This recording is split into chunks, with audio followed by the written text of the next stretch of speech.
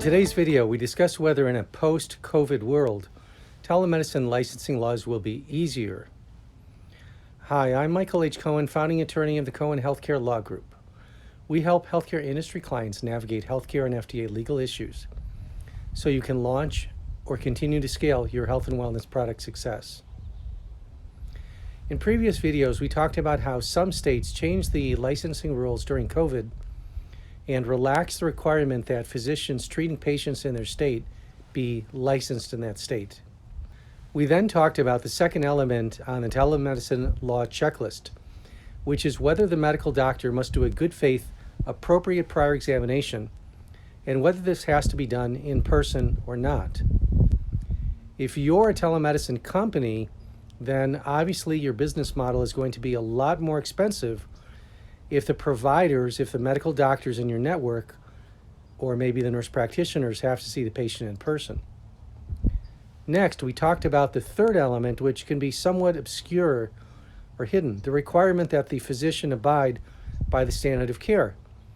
While most physicians do abide by standards of care, the medical boards can be sticklers if they believe that certain health conditions can only be diagnosed or treated with a prior in-person visit.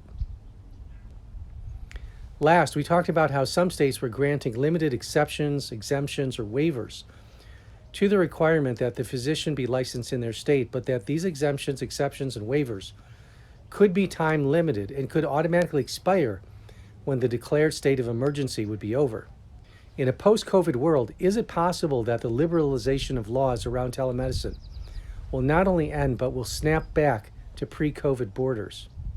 Well, yeah, it's possible, yes.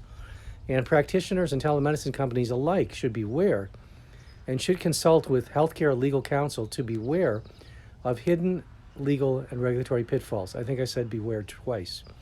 But in some states, this exam must be in person, whereas in other states, it can be done digitally, online, or via mobile phone or tablet.